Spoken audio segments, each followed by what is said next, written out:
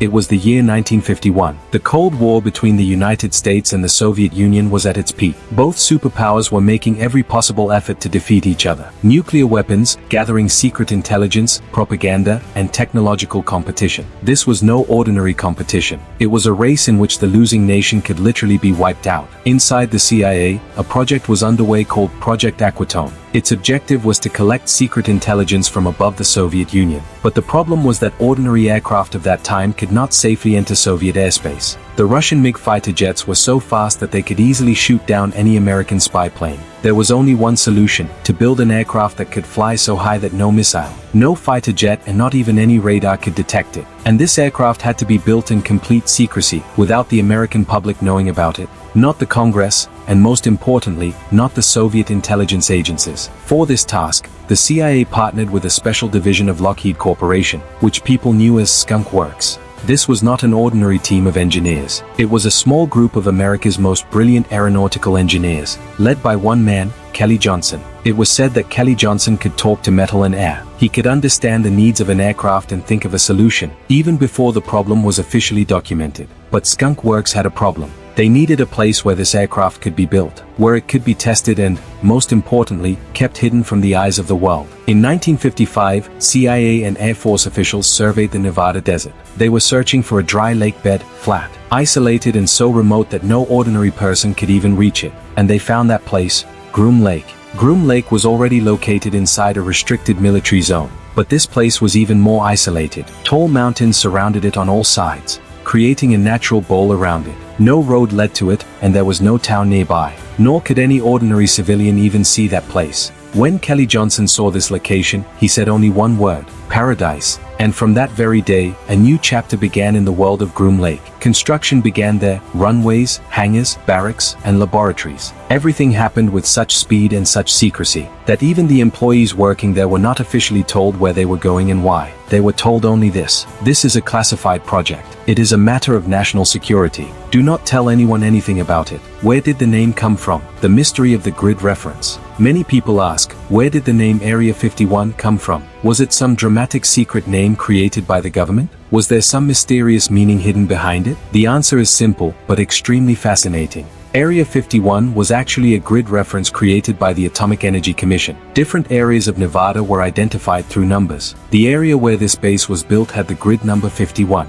And that is how it got its name. But the interesting thing is that the government never publicly used this name. In official documents, it was referred to as Homey Airport, Groom Lake, or the Nevada Test and Training Range Site. Area 51 was the name that the employees working there and local residents used informally, and gradually, this name became famous among the public. In 2013, when the CIA finally admitted that this place actually existed, they also referred to it as Area 51 in their official documents. After decades of secrecy, the government itself adopted the very name that the public had given it. It was an altitude where no missile could reach. But the Soviet Union had developed a new SA-2 guideline surface-to-air missile. That missile reached that altitude. The U-2 aircraft was shot down. Pilot Francis Gary Powers jumped out of the aircraft, but Soviet soldiers captured him alive. This incident, known as the Powers Incident or the U-2 incident, became an international crisis. The United States initially denied that it was a spying mission, but the Soviet Union presented the wreckage of the aircraft and Powers before the world. The Eisenhower administration faced tremendous embarrassment. Nikita Khrushchev used this incident to cancel the summit that was to be held in Paris. But the place that made all of this possible was Groom Lake.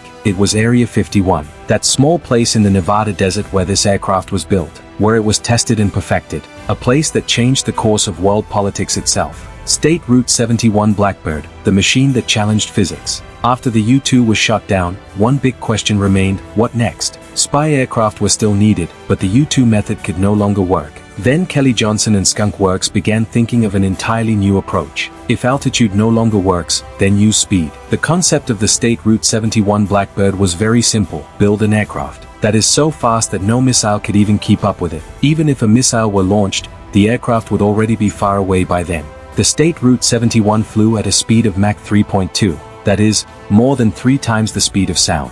Its speed was approximately 2,193 miles per hour. It could cover nearly 36 miles in a single minute. If you were standing in New York and State Route 71 took off from Los Angeles, it would pass over you in less than an hour, and you would not even hear its sound by then, until it was already about 50 miles ahead of you. But with such incredible speed came a new problem: heat. When an object moves through the air at Mach 3 speed, the friction generates so much heat that the metals used in ordinary aircraft can melt. Therefore, the State Route 71 required a material that could withstand such extreme temperatures. The solution was titanium. Nearly 85% of the SR-71 structure was made of titanium. At that time, the world's largest supplier of titanium was the Soviet Union itself. The CIA purchased Soviet titanium through covert operations and front companies, and used that very titanium to build America's most secret aircraft. The irony was that the Soviet Union unknowingly helped its own rival build its most advanced spy aircraft. The State Route 71 was tested at Area 51.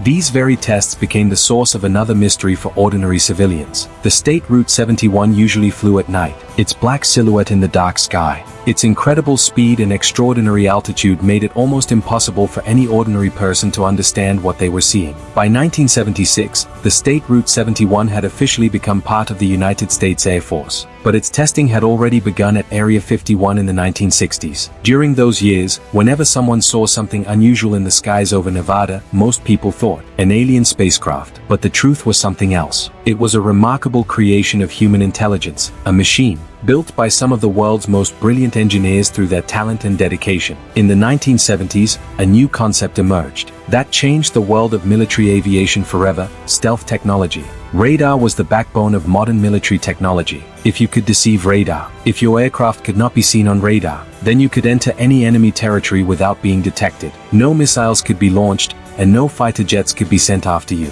Your aircraft would become almost invisible. Lockheed Skunk Works launched a program whose code name was Have Blue.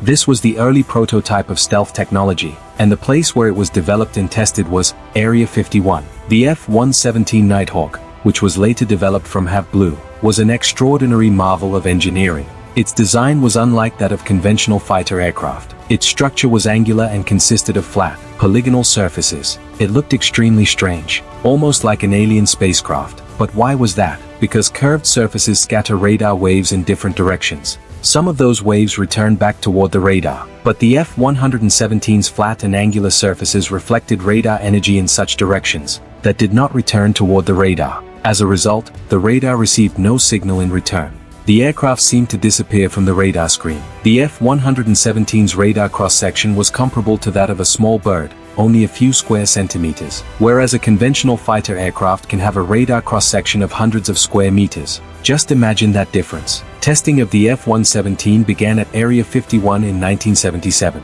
These tests were conducted only at night. Why? Because this aircraft looked so strange that if someone saw it in broad daylight, the entire classified program could be exposed. In the darkness of the night, above the Nevada desert, a black, angular shape, without navigation lights or with extremely dim lighting, could be seen flying at strange angles. Any ordinary person who saw it would think only one thing: UFO.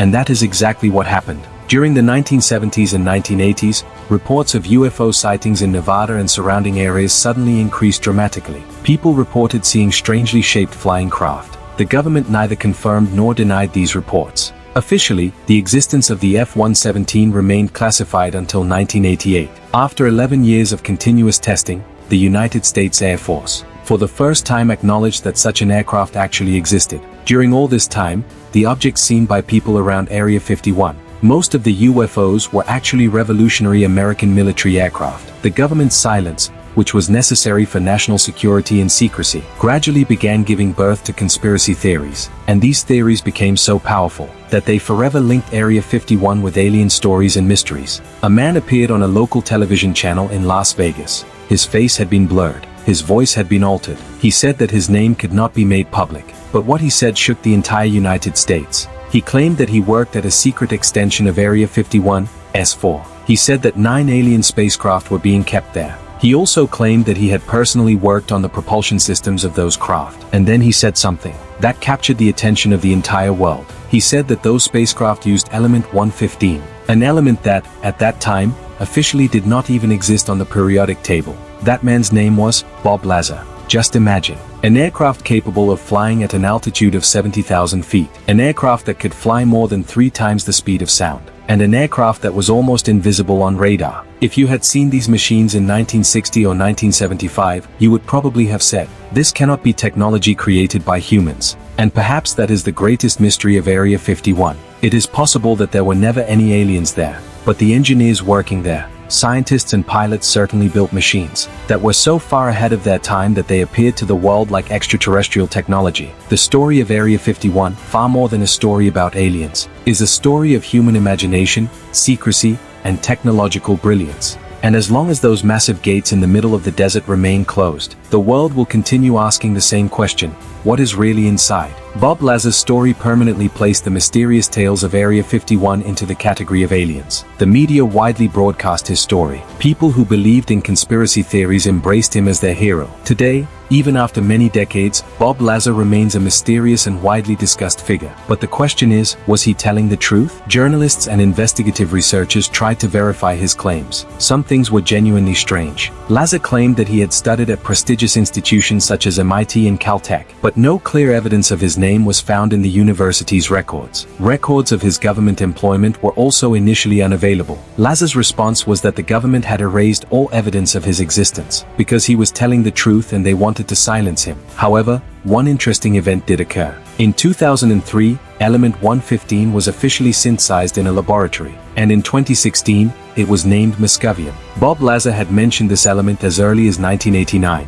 Was it merely a coincidence? Or did he actually know something? The story of element 115 is certainly fascinating, but there is also an alternative explanation for it. In theoretical physics literature, discussions and speculations about element 115 had existed since the 1970s, in various forms and theories. Therefore, a scientist or engineer who was associated with classified projects, even without any connection to aliens, could still have known about this element. But one thing is certain: Bob Lazar turned the conspiracy stories surrounding Area 51 into a part of mainstream culture. Before him, these ideas existed only within limited groups of people. Afterward, Area 51 became the center of the world's imagination and mysteries. For decades, a strange situation surrounded Area 51. The entire world knew about this place. Its location had already been identified on maps. Satellite images were available on the internet. Former employees had already given interviews about it. But the government's official response was always the same: no comment, no confirmation,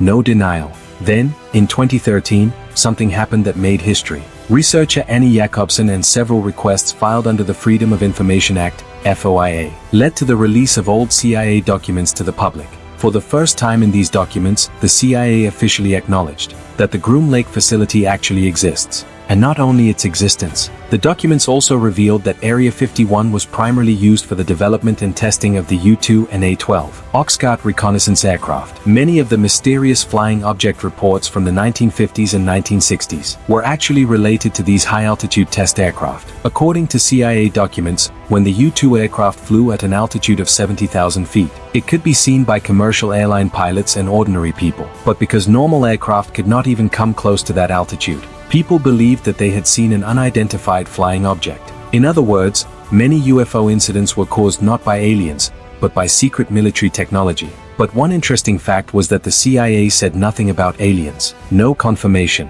no denial. And for this reason, the conspiracy theories never ended. Instead, for some people, it became even more suspicious. They said, if the government kept Area 51 hidden for 60 years, then it is possible that it is hiding much more. And perhaps that is why the mystery of Area 51 is still alive today. Today, Area 51 is considered one of the most secure military facilities in the world. Through satellite images, we can see certain things: massive hangars, long runways, new construction projects, radar facilities, and highly advanced security infrastructure. But we still do not know what is inside those massive hangars. Military experts believe that Area 51 still serves as a testing center for next-generation aviation technologies. The possible projects that experts speculate about include advanced stealth aircraft, hypersonic vehicles, unmanned combat drones, electronic warfare systems, and experimental propulsion technologies. The Cold War has ended, but technological competition has not. Today, the United States is competing with China and Russia in the field of advanced military systems.